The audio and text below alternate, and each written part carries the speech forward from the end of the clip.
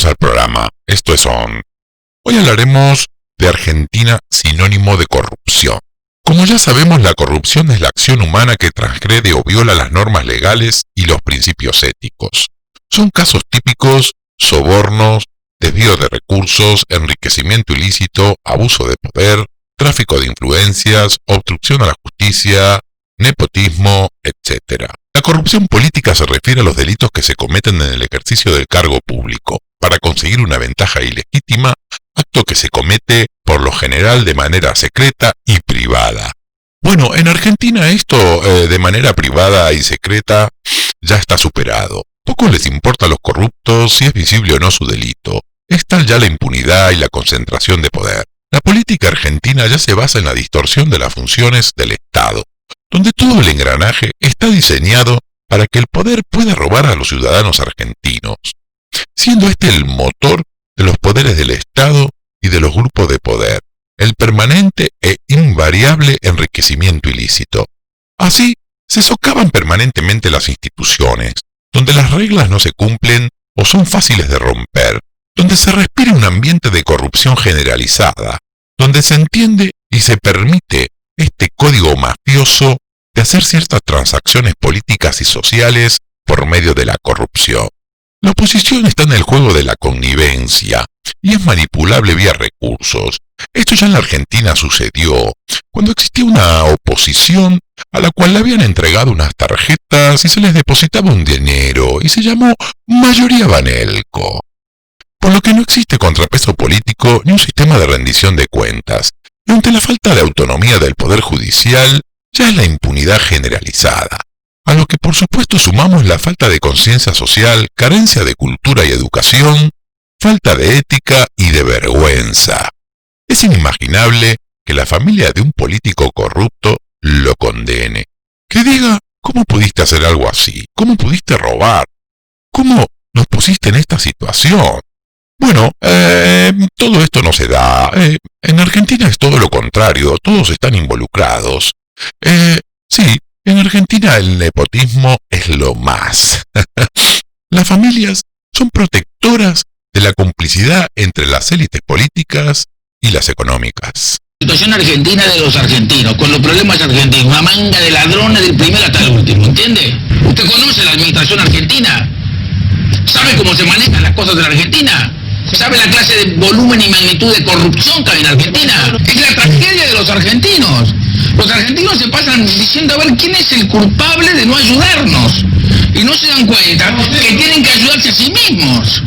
Y no se dan cuenta que el idioma que hablan no existe más en el mundo. La corrupción tiene un tremendo impacto, ya que consolida la desigualdad social, genera enormes pérdidas en materia económica, socava permanentemente las instituciones y detiene todo desarrollo económico y social. La corrupción es el elemento principal de una sociedad desigual, con pobreza y sin oportunidades. El principal problema de la Argentina es la corrupción, hay que reconocerlo de una vez. Está en línea con el alto grado de impunidad. Se calcula que en la Argentina solo un 5% de los casos de corrupción han tenido condena. Con semejantes niveles de corrupción, es imposible lograr estabilidad política o credibilidad en las instituciones públicas.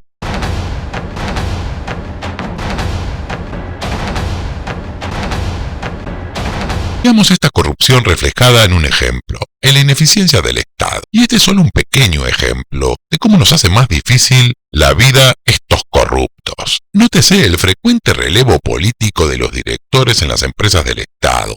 Estos cambian según las elecciones y el gobierno de turno. Esto afecta directamente a los empleados que han permanecido más tiempo en estas empresas o entidades. Saben que tienen un límite y esto también extiende la idea de que su labor no es importante, lo que lógicamente baja la calidad de la gestión de las personas por falta de incentivos. Así tenemos pequeños ejemplos: a Galmarini en aguas, Aníbal Fernández en yacimientos carboníferos fiscales, o tal vez algún cocinero como director del Banco Nación. A esto se suma la falta de evidente idoneidad en la selección de personal y ascensos, solo por cuestiones políticas. Esto genera un sector público corrupto e ineficiente y evidentemente con falta de estímulos. Muchos trabajadores estatales están allí bajo casi juramento de dar su voto al político que a su vez le provee el trabajo. el cual no solo no lo motiva, sino que en la mayoría de los casos no entiende siquiera qué tarea tiene a cargo o no tiene tarea alguna. Esto genera todavía más caos administrativo y corrupción. Por supuesto, esto lo podemos llevar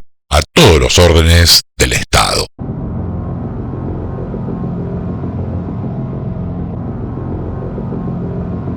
La corrupción no te da trabajo, te da sobras, te mantiene pobre y humillado, y sin oportunidades, manejado por patanes manipuladores de la fragilidad y la necesidad.